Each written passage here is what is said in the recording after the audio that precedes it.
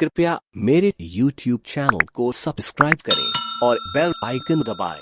नई वीडियो सबसे पहले देखने के लिए धन्यवाद। Hello friends, welcome to my YouTube channel target 99। दोस्तों, आज हम आपको बहुत ही अच्छे क्वेश्चन करवाने जा रहे हैं जीके के। तो आइए दोस्तों स्टार्ट करते हैं आज की सीरीज। लेकिन दोस्तों उससे पहले मैं फिर कहना चाहूँगा, यदि आप हमारे चैनल पर नए हैं तो दोस्तों हमारे चैनल को सब्सक्राइब करें, और यदि आपने कर लिया है तो आप धन्यवाद। तो आइए दोस्तों बढ़ते हैं अपनी सीरीज की ओर। दोस्तों आज की जो सीरीज है वो काफ़ी बेहतरीन है। कुछ वन लाइनर हमारे क्वेश्चन हैं, हालांकि हम जैसे कि अपनी लास्ट वीडियो में पढ़ाते हैं उसका कुछ रिवाइज हम करवाना चाहते हैं हर रोज़। ठीक है दोस्तों, तो आइए स्टार्ट करते हैं। क्वेश्चन नंबर 1, विश्व बौद्धिक संपदा संगठन के अनुसार वर्ष 2019 में अंतर्राष्ट्रीय पेटेंट हेतु आवेदन करने में कौन सा देश प्रथम स्थान पर है? तो दोस्तों वो चीन है। क्वेश्चन नंबर 2, अंतर्राष्ट्रीय श्रम संगठन ILO की ताज़ा रिपोर्ट के अनुसार कोरोना वायरस की वजह से किस देश में अनौपचारिक क्षेत्र में काम करने वाले 40 करोड़ लोग गरीबी में फंस सकते हैं? तो दोस्तों भारत में। नेक्स्ट क्वेश्चन, कोरोना वायरस की वजह से 100 से ज़्यादा मौतों वाला देश का पहला राज्य कौन है? वो दोस्तों महाराष्ट्र है। महाराष्ट्र में दोस्तों कोरोना की वजह से 100 से भी ज़्यादा मौतें हो चुकी हैं। नेक्स्ट क्वेश्चन है, मानव संसाधन विकास मंत्रालय ने कौन से ऑनलाइन अभियान की शुरुआत की है? तो वो दोस्तों भारत पढ़ें ऑनलाइन की जो शुरुआत की गई है। Question number 5, IFFCO Tokyo general insurance company के नए CEO और MD कौन है? तो ये दोस्तों अनामिका रॉय राष्ट्रवर हैं। इफ़को टोक्यो जनरल इंश्योरेंस जो कंपनी है उसके जो CEO और MD हैं वो अनामिका रॉय राष्ट्रवर हैं। इस चीज़ का आप ध्यान रखें। और क्वेश्चन नंबर 6 हमारा, केंद्र सरकार ने वेंटिलेटर, मास्क और PPE पर उत्पाद शुल्क, एक्साइज ड्यूटी और शेष में कब तक के लिए हटाने का फैसला किया है? दोस्तों ये वेंटिलेटर के बारे में मैंने आपको बताया था, और PPE सूट के बारे में मैंने भी आपको बताया था कि ये जो PPE सूट होता है ये डॉक्टर द्वारा जो है पहना जाता है ताकि जो कोरोना या जो घातक बीमारी के संक्रमण के जो कीटाणु हैं वो शरीर को ना छुएं। और वेंटिलेटर वो होता है दोस्तों जो जिसको सांस लेने में दिक्कत हो, परेशानी हो, तो उसको वेंटिलेटर वगैरह की सहायता से ऑक्सीजन दी जाती है। आपने वो वीडियो देखा होगा हमारा, तो दोस्तों उसमें मैंने बहुत अच्छे से एक्सप्लेन किया है।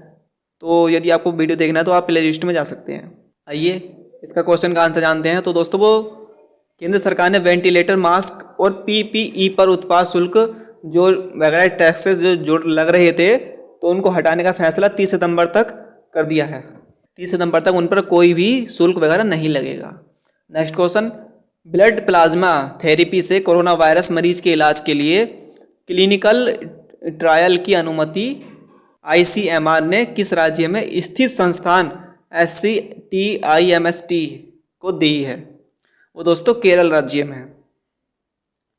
नेक्स्ट क्वेश्चन, केंद्र ने किस राज्य सरकार के साथ मिलकर Aarogya Setu interactive virus response system जिसको IBRS सेवा शुरू की है? वो दोस्तों तमिलनाडु में। तमिलनाडु में दोस्तों एक नई ऐप लॉन्च की गई है, Aarogya Setu interactive virus response system. इसकी जो शॉर्ट फॉर्म होती है वो होती है IVRS।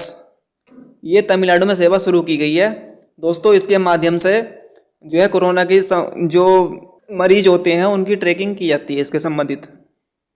नेक्स्ट क्वेश्चन है हमारा क्वेश्चन नंबर 9, राष्ट्रीय सुरक्षा मातृत्व दिवस प्रतिवर्ष आयोजित किया जाता है? ये दोस्तों 11 अप्रैल को हर साल आयोजित किया जाता है।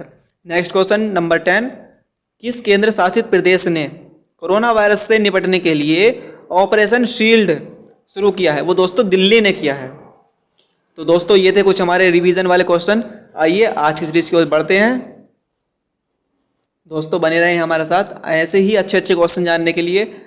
दोस्तों आइए पहला क्वेश्चन पढ़ते हैं आज का।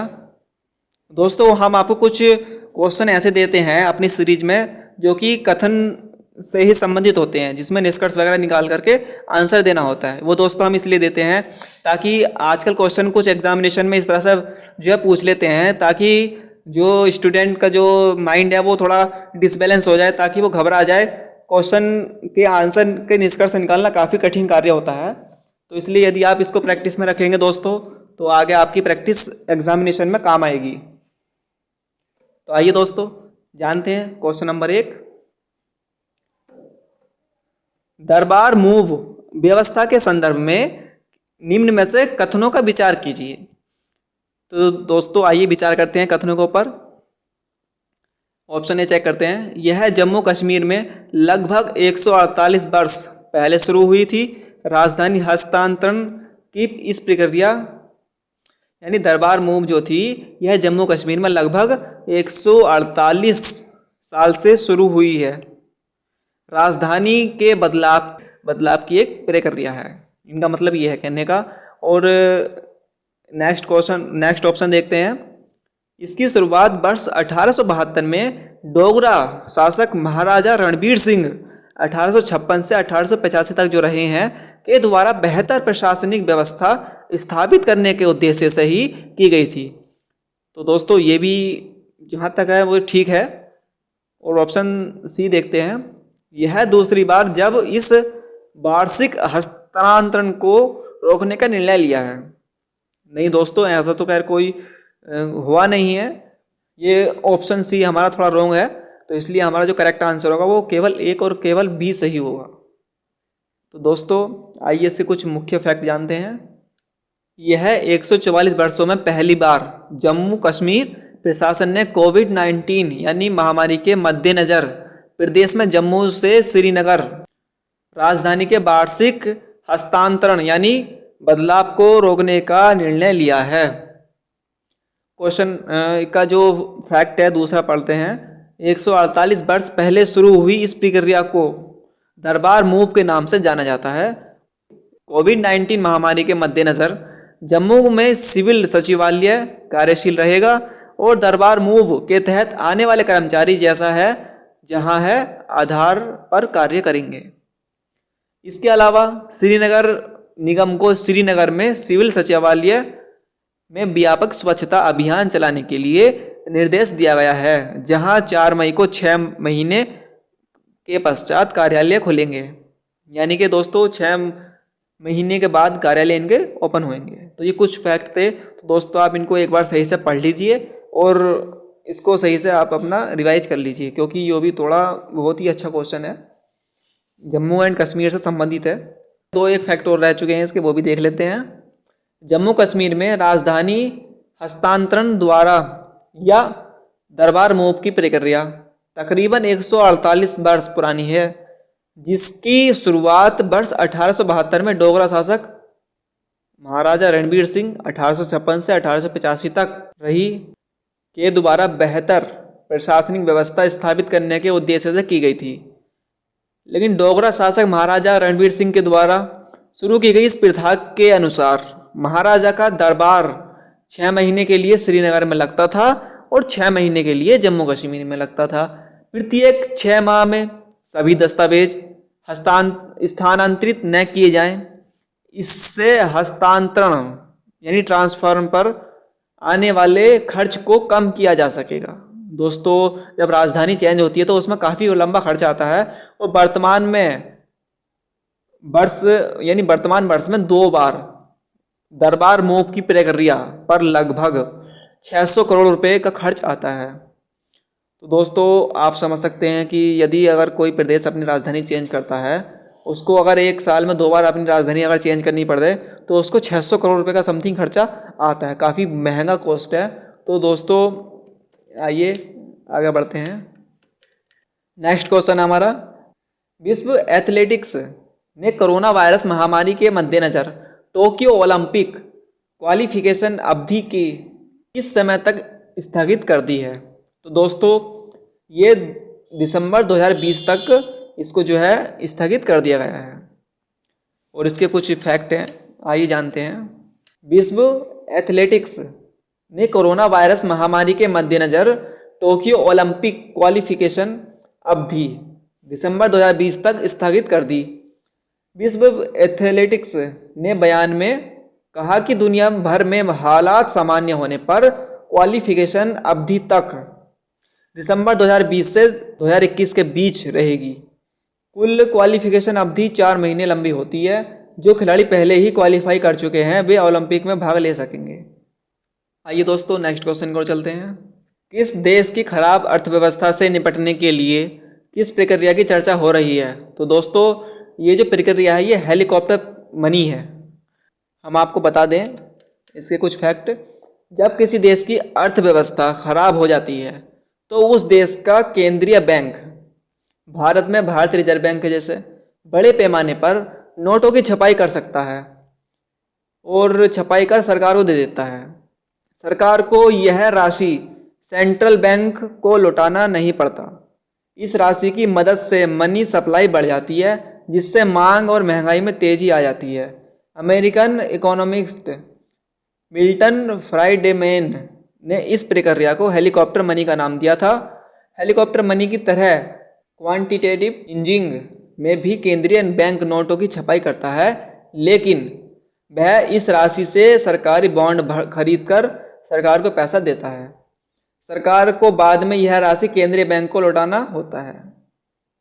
तो दोस्तों आपने समझ लिया कि हेलीकॉप्टर मनी क्या है।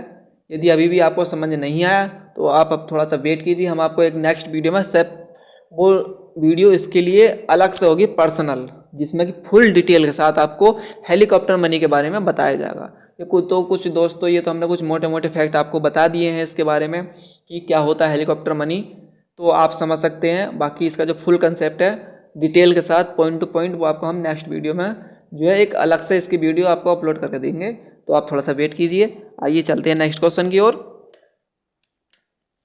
नेक्स्ट क्वेश्चन है हमारा, अंतर्राष्ट्रीय मानव अंतरिक्ष यात्री दिवस प्रतिवर्ष आयोजित किया जाता है, यानी किस वर्ष मनाया जाता है? International day of human space flight. तो दोस्तों 12 अप्रैल को मनाया जाता है। इसके कुछ फैक्ट जानने जरूरी होते हैं, आपको जैसे मालूम है हम 2-1 फैक्ट जरूर बताते हैं हर क्वेश्चन के। तो आइए देखते हैं। अंतर्राष्ट्रीय स्तर पर मानव अंतरिक्ष यात्री दिवस प्रतिवर्ष 12 अप्रैल को आयोजित किया जाता है। यह दिवस 12 अप्रैल 1961 में सोवियत संघ के यूरी गागरिक द्वारा वोस्तोक एक अंतरिक्ष यान पर अंतरिक्ष में पहले मानव उड़ान को चिन्हित करने के लिए आयोजित किया जाता है।